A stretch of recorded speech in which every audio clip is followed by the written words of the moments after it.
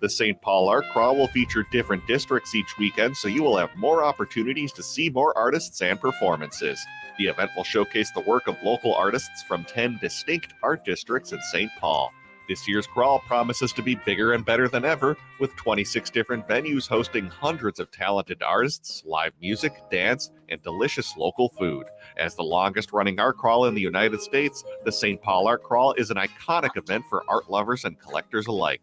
You can explore the city's diverse neighborhoods and experience the unique creative visions of each artist. So wander the St. Paul Art Crawl and discover the wonder of it all. That's 4 weekends spanning April 14th through May 7th. For more information about the Spring Art Crawl and how to donate, visit stpaulartcollective.org. Minnesota has the only original wolf population in the continental United States. And 80% of Minnesotans believe the wolf should be protected. Howling for Wolves is asking Minnesotans to respect our true wildlife manager, the wolf.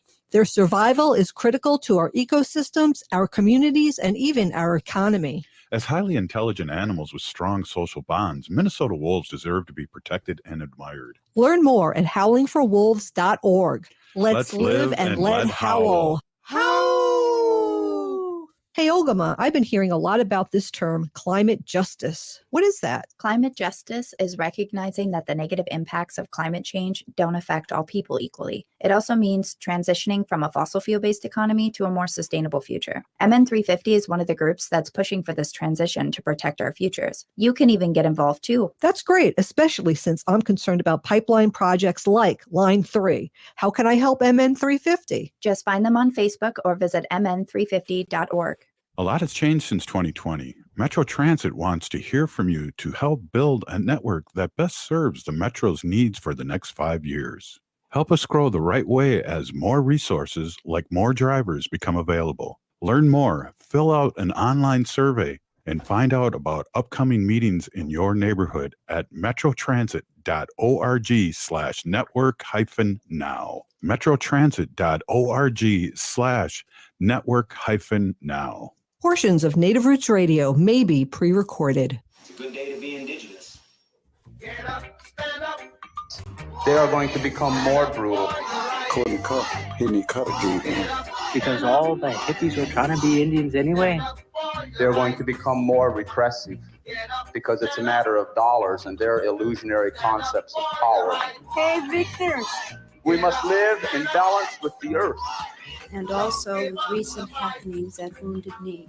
I am awake. Welcome to Native Roots Radio presents I'm Awake, and I'm your host, Wakanja Hade. Hey, Kadagi to all my friends and relatives in 4 directions. You are listening to Native Roots Radio presents I'm Awake, and I'm your host, Robert Pilot, and we discuss local, national, Native news and events. And as you know, Zoe, Native issues are human issues, and human issues are Native issues. This portion of the show is supported by MN50, a grassroots organization fighting for climate justice. Yes, MN350 sure is. And we have, Zoe, I am so happy for the guests that we have today and so excited to talk to them. It's the people from the University of Minnesota, and they did this great study under the Truth Project. And I want to go right away, because there's 3 of you guys. I want to go right away to Misty and talk about the project, and we're going to get rocking and rolling right away. Being a former University of Minnesota student myself, really excited to hear what the Truth Project is and what it's done. And I'm so grateful to have you all on. Hello, Wujoo. My name is Misty Blue. I'm a member of the White Earth Nation and have descendancy and family out at Lower Sioux Indian community as well. I was actually the project coordinator for the Minnesota Indian Affairs Council. So this was actually a project in partnership with Minnesota Indian Affairs Council and the University of Minnesota. And we took a look at tribal university relations, considering that the University of Minnesota is a land grab university. We wanted to better understand the past, present, and future of tribal university relations. Well, welcome, and I wouldn't mind introducing everybody else here and what they had to do with that. And I appreciate you correcting me about Mayak and your big role in that, Misty. Really appreciate that.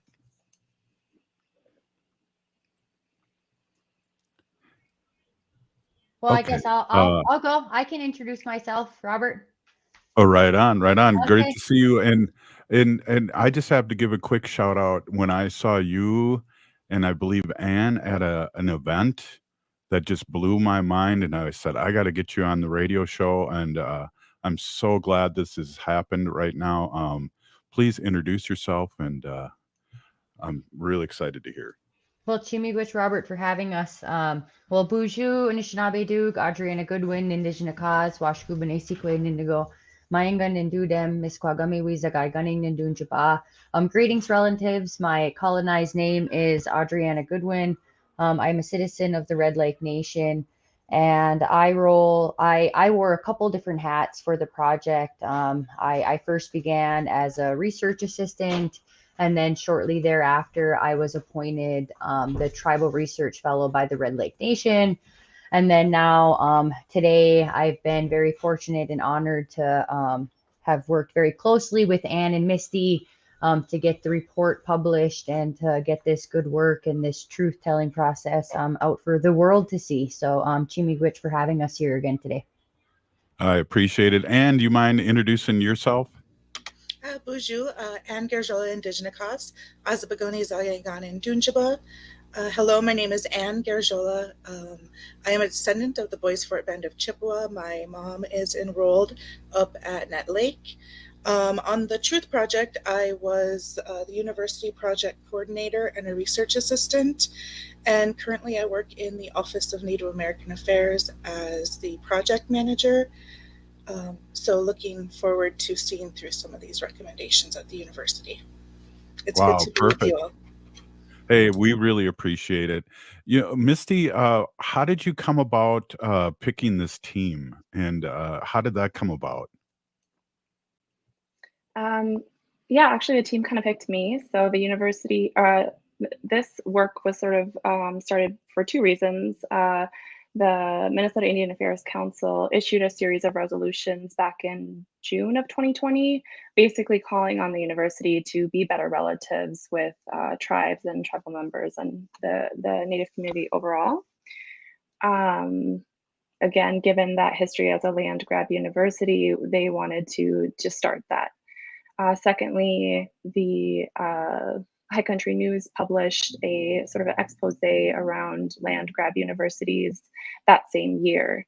And so the start of the project was through the direction of Tad Johnson, and Tad and Ann and others wrote a grant to the Mellon Foundation, and were awarded awarded a grant to start this project, knowing that they wanted to do this, I think, in a way that centered Native voices and was, Native led. They partnered with MIAC, Minnesota Indian Affairs Council. The Minnesota Indian Affairs Council issued a request for proposals, and I, having a background in public health research and having a background in grassroots organizing, was really interested in doing this work. I thought that this research project was happening, in a good way, where they were having, that partnership inside of the university, but also outside, and was being led by great people like Tad Johnson and Shannon Kijik. So that was sort of where I started, and that's how we all got connected on this. Wow, I just want to ask. To me, this is kind of like, truth telling can also bring up trauma, and I'm wondering, were you worried about that, Audrianna?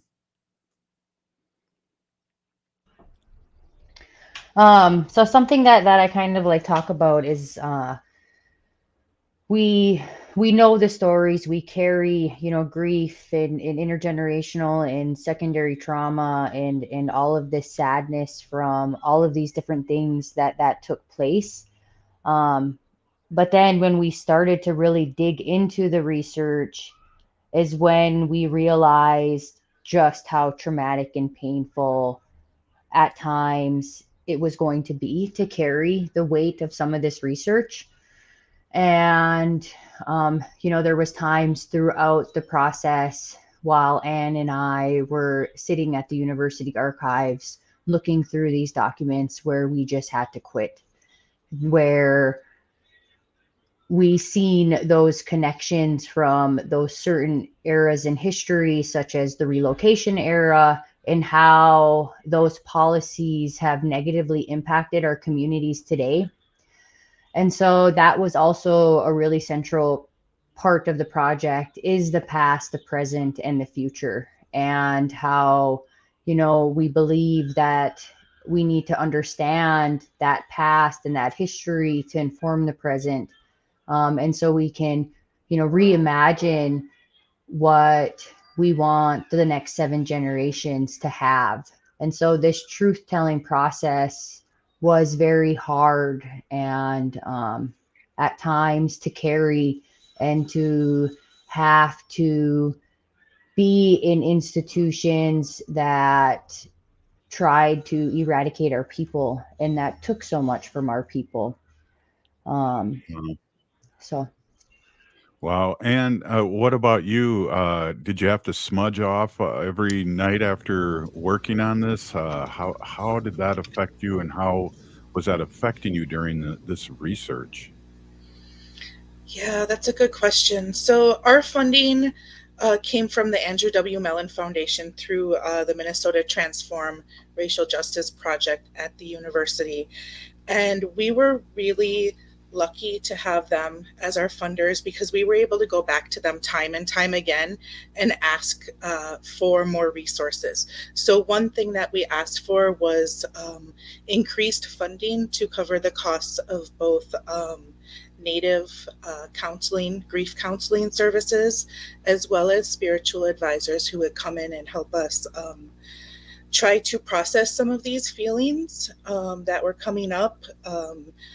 These experiences with secondary trauma aren't, I don't believe, were anything that any of us were expecting, but that we encountered very quickly into the start of the project.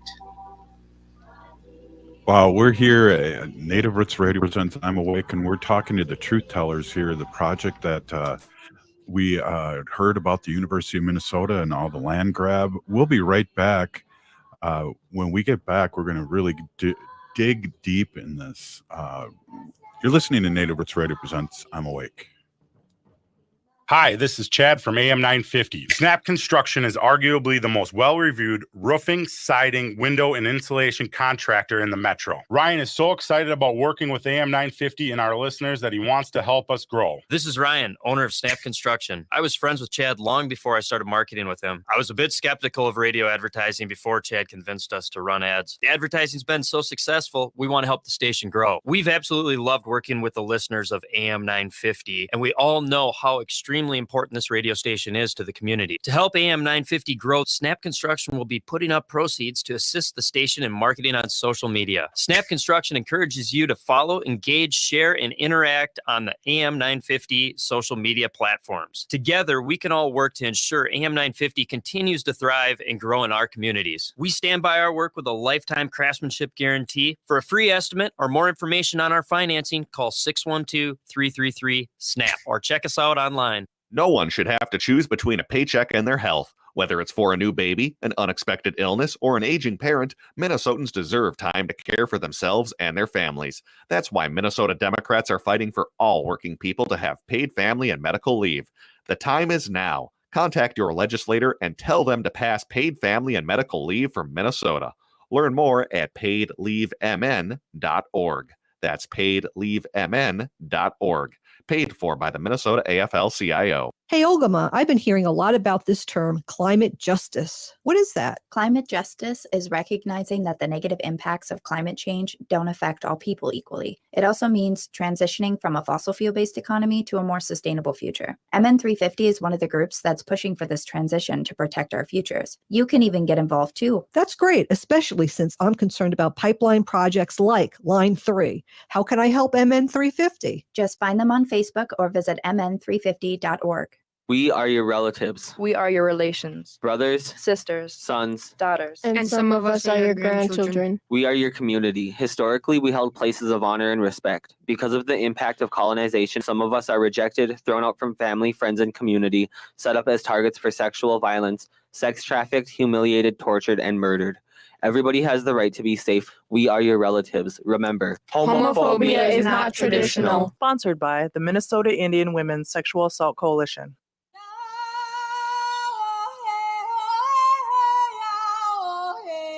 This is Leonard Peltier. I am in Coleman 1 U.S. Penitentiary, and I'm listening to Native Roots Radio. And we're back to Native Roots Radio presents I'm Awake, and this is Robert Pilot.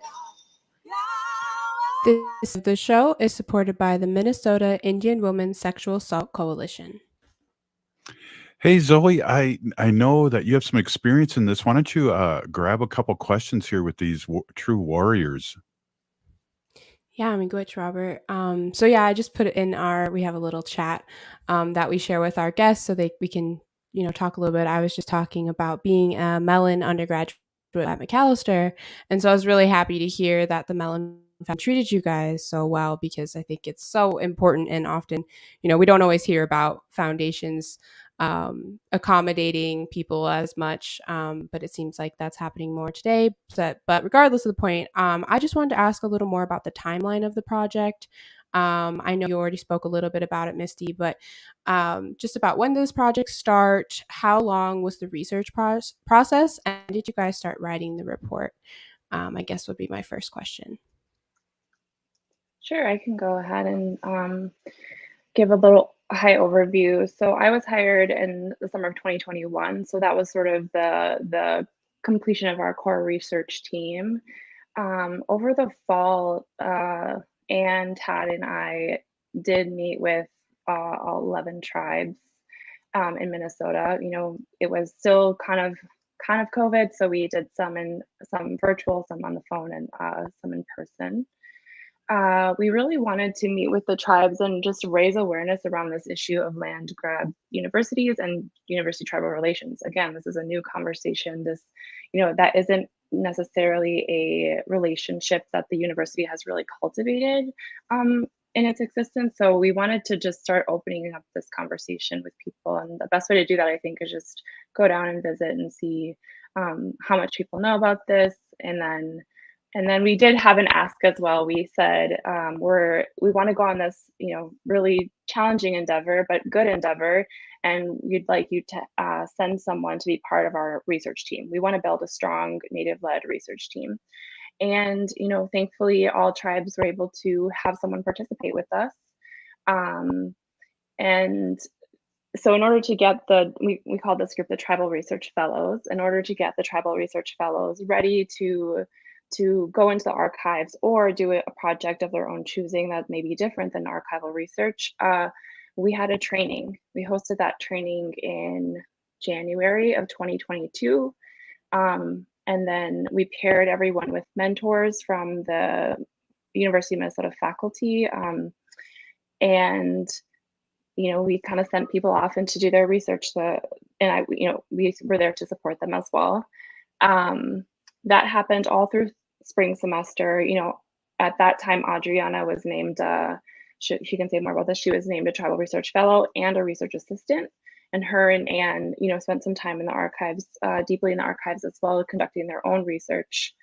There are a couple other arms of this too, but I'll let others speak about that.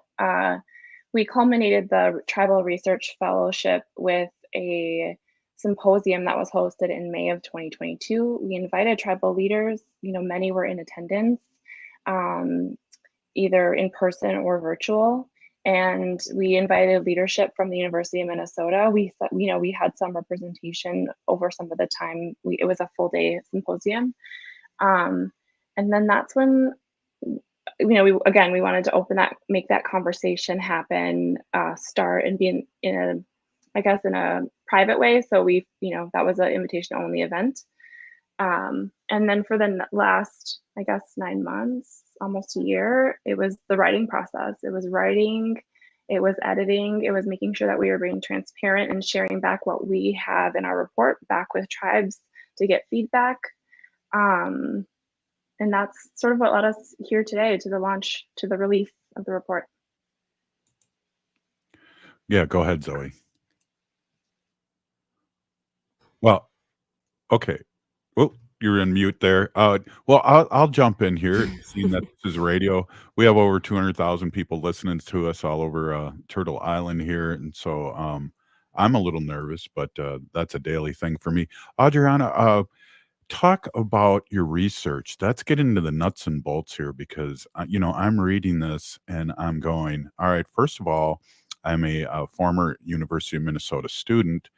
And second of all, I'm Native American, which and Ho-Chunk, when we talk about removal, Ho-Chunks were removed in 1862 here, and we're one of the original treaty signers. But this information that you guys, what was the most surprising thing that you came up with in your research?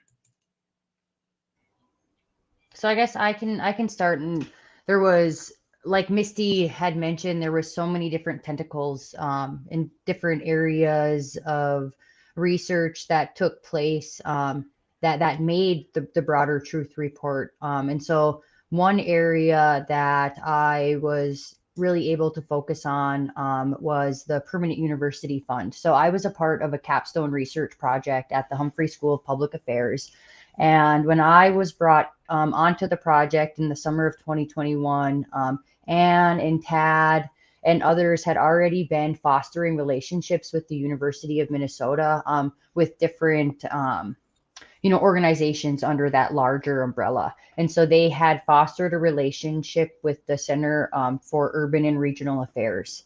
And through that partnership, one of the professors at the Humphrey School had picked up on it and decided to create a capstone research project around a financial accounting or forensic accounting of the Permanent University Fund. And the Permanent University Fund was created at the founding of the university to launder the sale of the lands, the dispossessed lands that were violently taken from Ojibwe and Dakota people, to be held in a permanent account in perpetuity by the University of Minnesota. And so from 1880 to 2020, the university had accrued about $180 million on iron ore royalties. And so that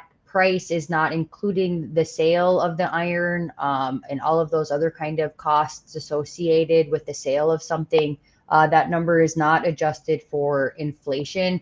And so that was a pretty astounding finding to be able to kind of see just how much wealth the University of Minnesota has created off of that initial taking of land. And so that $180 million that I'm talking about is coming from about 24,000 acres of land that the university currently still owns today. And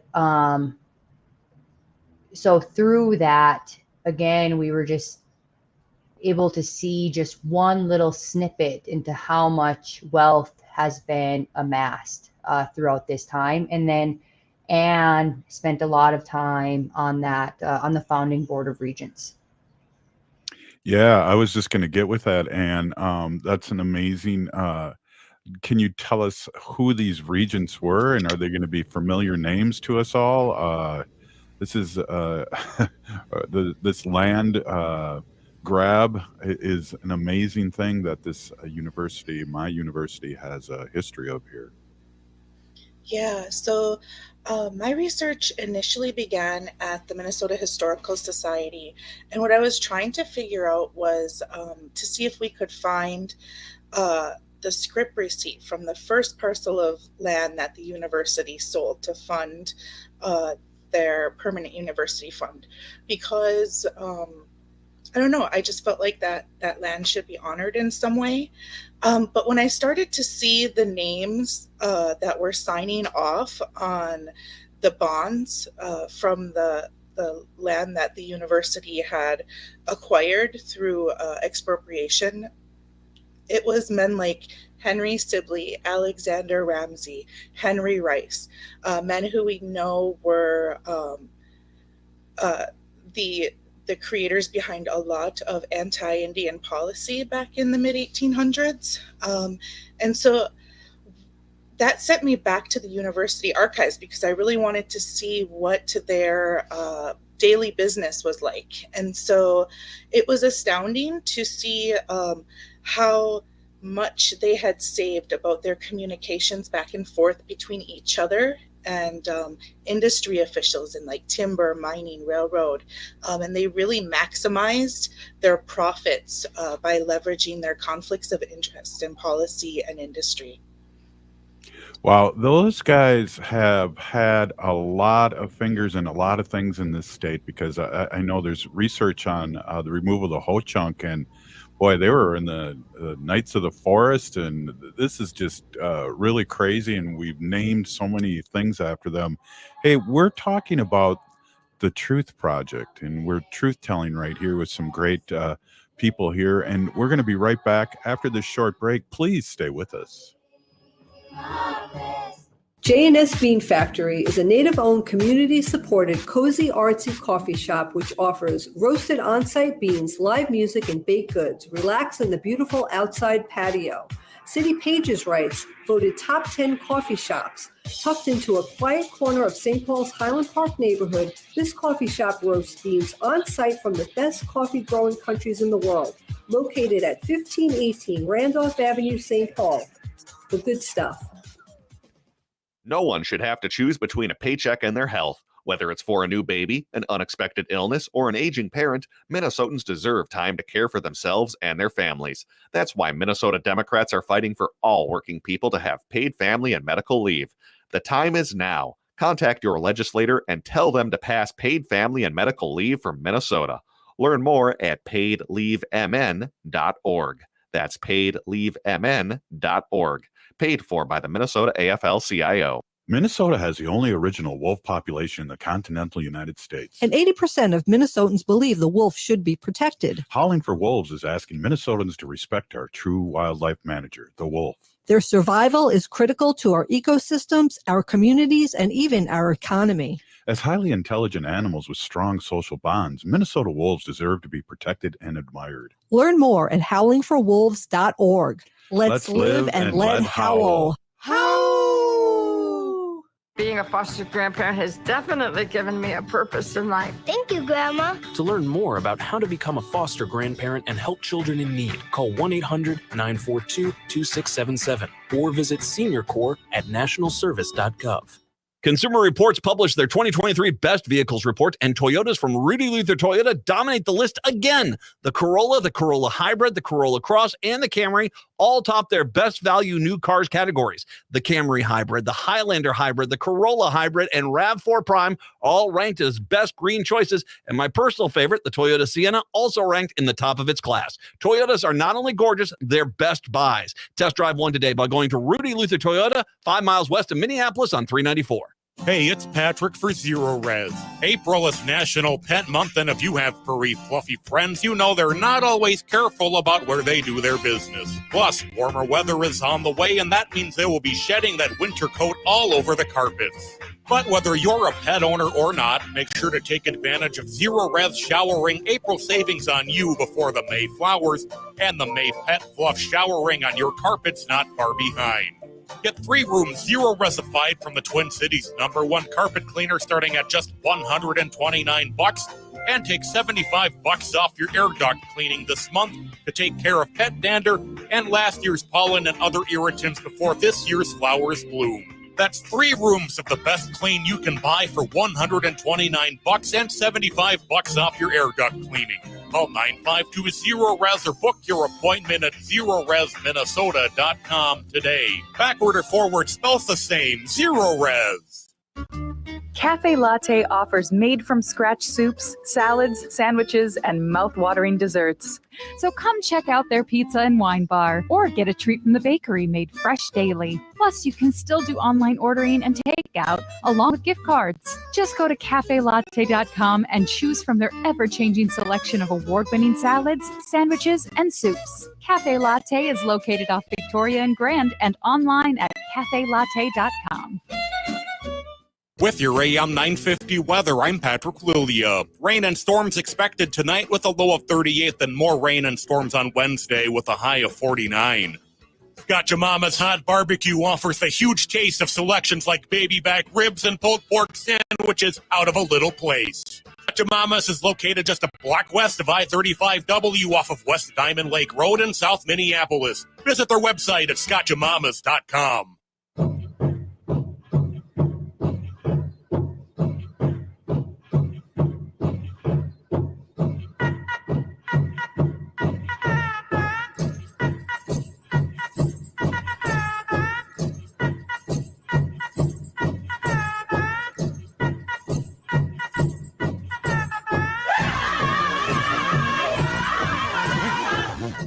Welcome back to Native Roots Radio presents I'm Awake, and this is Robert Pilot.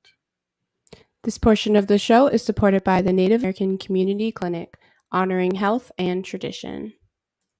Yes, they do. Wow, we have this exciting show tonight, and we're talking about truth, and we like to talk about truth here on Native Roots Radio and the Truth Telling Project, and it's a little overwhelming to hear, and we're already halfway through, and I don't know. I want to know, Anne, how this still affects us today with all this stuff that we have, all this gunk, all this trauma and things, and the things that you guys revealed in your report. How does that affect us today? Yeah, that's a great question.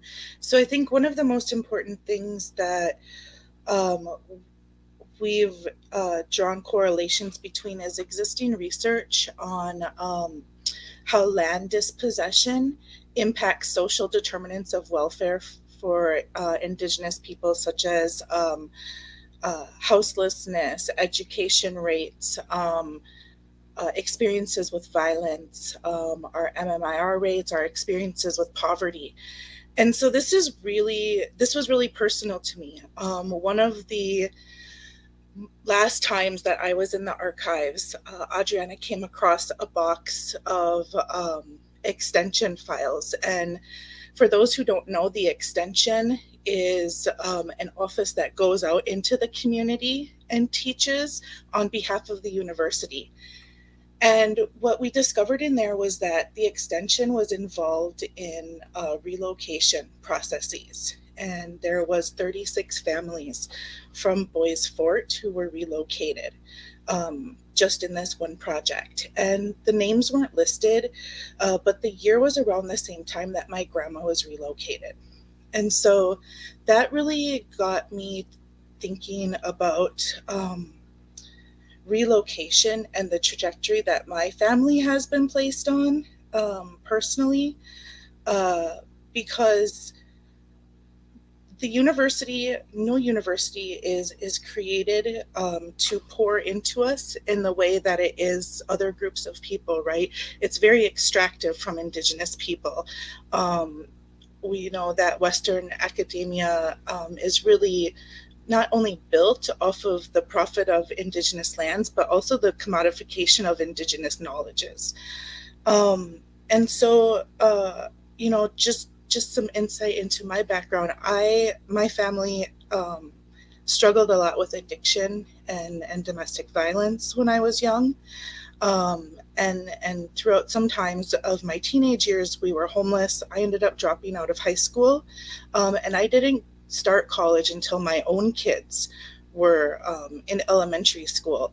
And so just thinking about work by Indigenous scholars like Randall Aki, who directly draw that correlation of these wellness measures that we use so often in our daily lives.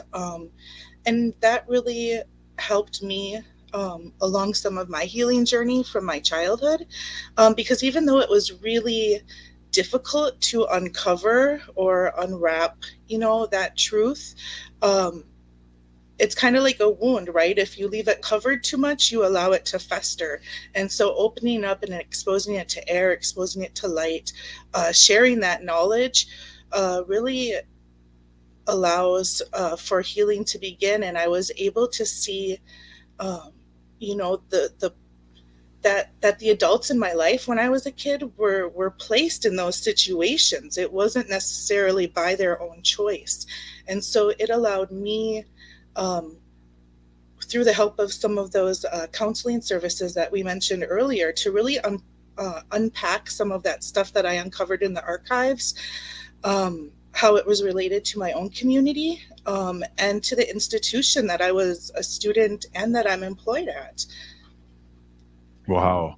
Hey, Misty, can you talk about maybe a little speak on reconciliation possibilities and how we go about that and how deep that is?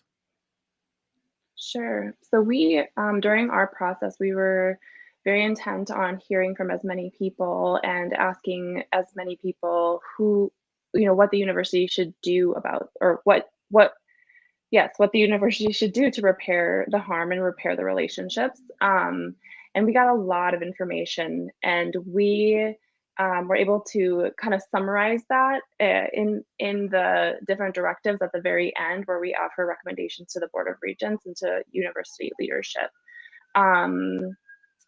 In terms of, I wonder if Anne might say a little bit about the difference between reconciliation and recognition. You notice in our name we use recognition, and actually that choice was made, before I was part of the team. So it'd be great to hear from you. Yeah, so early on in the project, a task force of faculty members from American Indian Studies at the various campuses was put together by President Joan Gable. And during the first meeting of that committee, the decision was made that this wasn't going to be just another reconciliation process, right? So often these research projects go on as like a spectacle almost, and they depend upon the empathy of folks, non-Indigenous folks in places of power, to decide whether they're going to act upon the whatever is said during those processes. And so we just wanted the university to recognize the truth and where it came from, and how that continues to impact the lives of Indigenous people today, inside and outside of the university. And we also understand that some harm is not reconcilable, right? You can't reconcile something that was never there to begin with, and there was never a relationship between the university and tribal nations. So we really wanted to get to a point where we could just come to a place of shared history, of shared truths, and then begin to look at ways that we can heal and what policies and practices can be put into place at the university to make it a little bit better place for Native folks. Yeah, I'm going to have Zoe has a question, and I just wanted to say that my understanding was that it was kind of a lukewarm response to this when the Truth Project came out. Is that true, Anne, or is that just reporting that I read? How do you feel about their response? Well, so to go back to the very beginning of the project, right, when Tad Johnson was first hired on as the director of American Indian and Tribal Nations Relations, he was the first ever Native American in senior leadership at the university in 170 years. So yeah. So now we have Karen Diver also. So there's been two, right? In 172 years, there's been two Native Americans in senior leadership. So without that representation, there has been, nobody voicing that there's policies that are harming folks today. And so Tad really began this project, and this was a relationship that he built with the tribes, with the Minnesota Indian Affairs Council, and wanted this to be a tribally led, community-based project where Indigenous voices would be uplifted above those of the university for the first time ever. And we tried to get funding from a few different foundations, and we heard the same thing over and over again. If the university was really serious about change, why aren't they putting their resources behind this project? You know, we think Wow. you're presenting a really great proposal. This sounds like a really great project. But if the university were putting in some, then maybe we could support you. And unfortunately, every time we went to the university to ask for funding for the Truth Project, leadership at that time did not deem this to be important enough to fund. Wow. Your response, Audrianna, do you have something to add? Yeah, I just wanted to take a moment to talk a little bit more about some of those things that are irreconcilable. So one of the tribal research reports done by Leech Lake, Lori Harper, she talked about the impacts that the dams had on food systems and gathering wild rice. And the Army Corps of Engineers was conducting their research at the St. Anthony Falls Library. And so that's where the connection with the University of Minnesota comes in, is that they were helping to map where to place these dams. And now today, there's certain areas in certain places where we can't harvest monomen anymore. And one of the other findings that we had found was that the United Nations has different criteria that need to be met to meet genocide. And throughout time and throughout the past 7 generations, all of those different pieces of genocide are met and are documented in some way through the Truth Report. I also wanted to take a moment to talk a little bit about how this violence throughout time impacts us today. So today in the 7-county metro, 64.9% of 211 families that were interviewed or a part of a longitudinal study are experiencing poverty. 46% of families are experiencing food insecurity. And so when we start to really get into the statistics and start to look at the impacts today, it's really sad.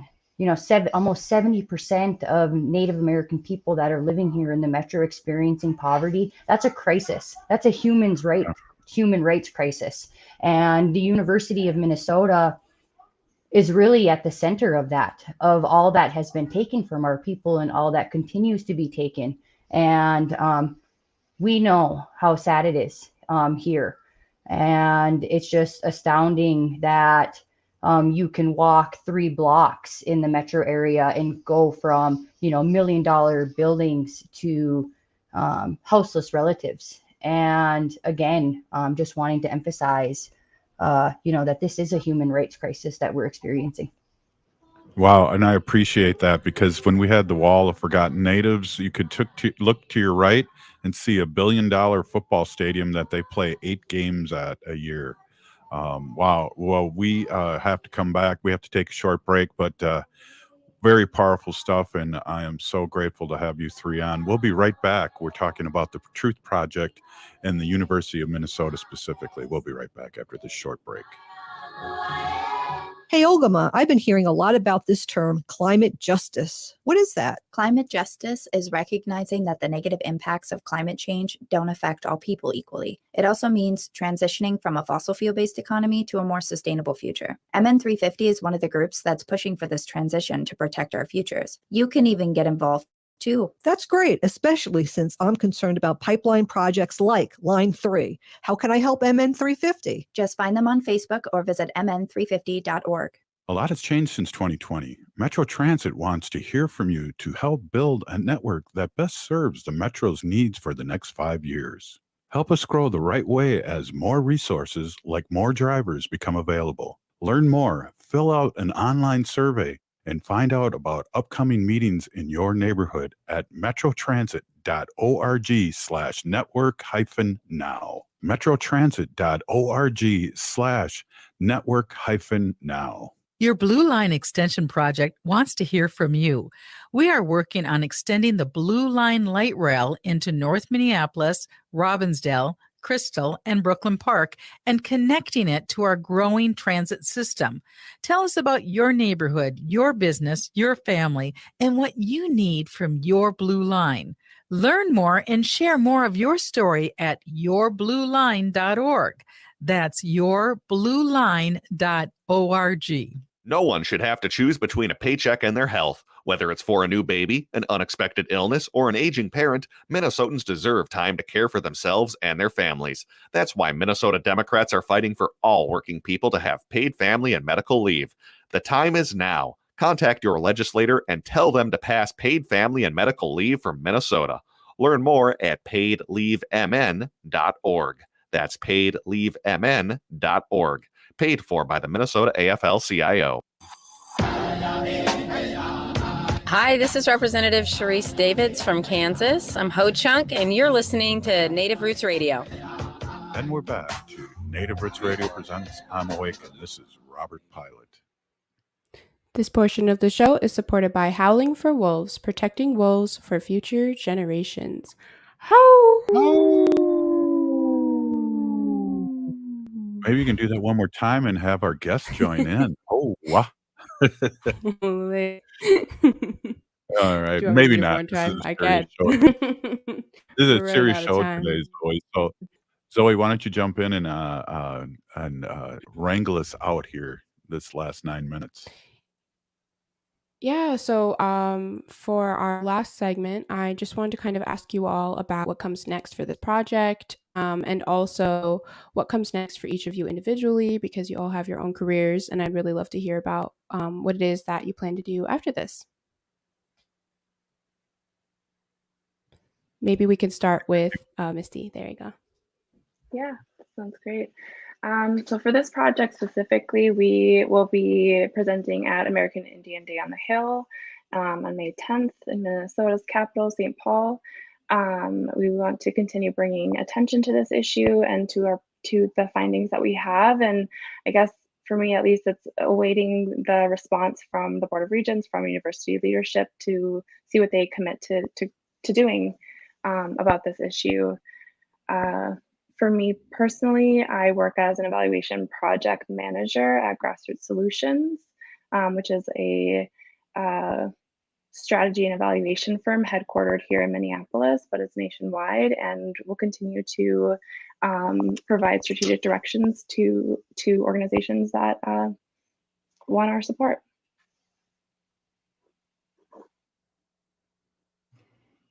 And how about Audrianna? And could you answer the same question, please? Yeah, I'll kind of do it in a roundabout way, I guess. I kind of want to tie it back now again to the beginning of the conversation when we were talking about that trauma piece. What we also experienced throughout the project was a lot of hope. Hope that the institution can change. Hope that our people can heal from this trauma. Hope that we can continue to collaborate with one another.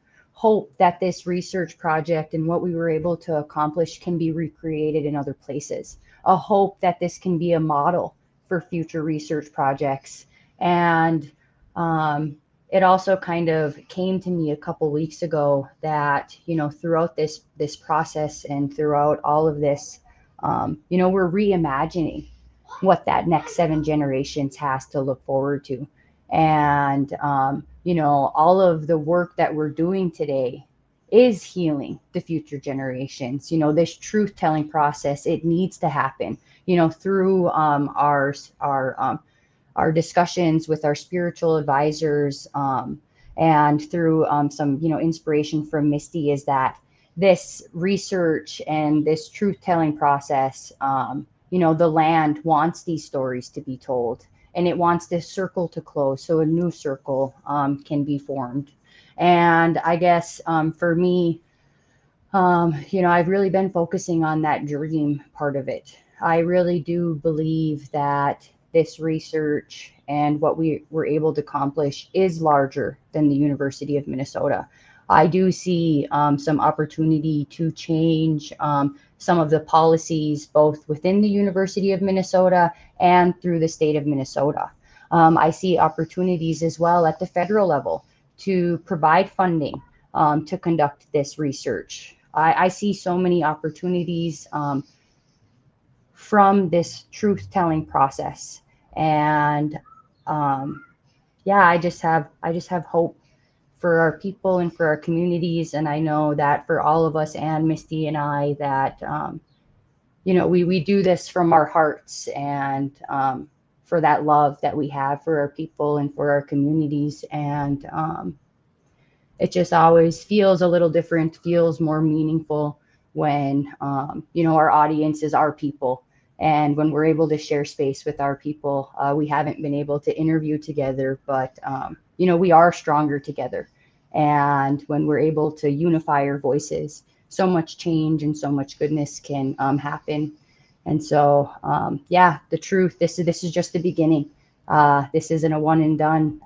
It needs to continue to be shared, continue to be told throughout time. There's always more minds that can be educated on this truth. So, miigwech. Wow, these are the kind of shows that I get really emotional, and I mean that really seriously.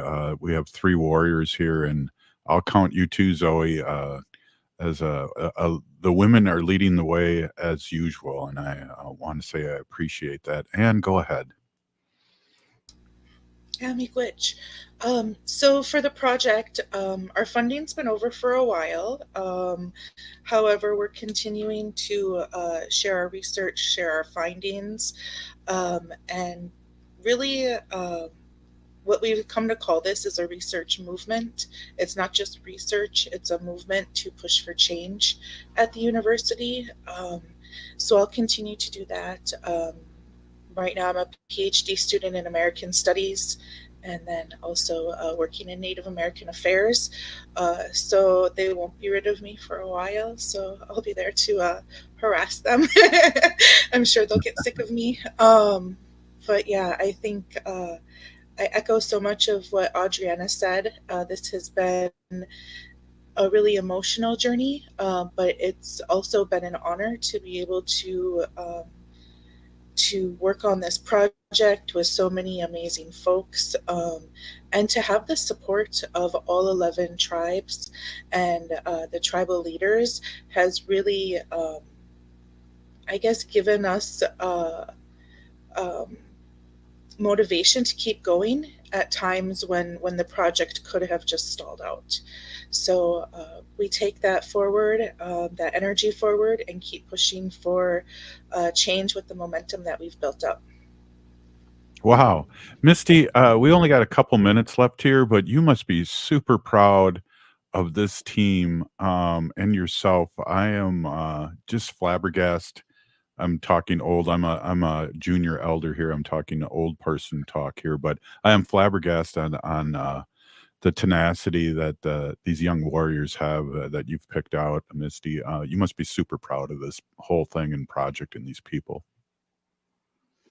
Yeah, it was really beautiful the way that we all came together. And I think that very proud that we were able to do this work. And it was a labor of love, love for, I think, our people, this land. And I think it was lovely to be able to also do it together with the tribes and have so many voices centered and a part of this with us. So miigwech to my team members, but also to you for having us. Wow, and we really appreciate it. And where can people find and read this report, Misty, before we end the show? Because I'm sure people really want to read it all over Turtle Island. Yeah, so it's actually on MIAC's website. So if I don't know it by heart, If you Google MIAC, Minnesota, it has its own page underneath our website, and you can download the full report with all the appendices, all 554 pages if you want it, or you can download the executive summary and other materials. Well, and Audrianna, Misty, Peeny Gigi for being on. This was an unbelievable show and emotional for me to hear the great work that you guys are doing, and our future looks bright. Hey, if you're listening to the show, you are part of the resistance. From Chief Plenty Coops, the ground on which we stand on is sacred ground. It is the blood of our ancestors. We need to resist, divest, join a group, run for office, vote. We're still here. We are the 7th generation. Free Leonard Peltier now.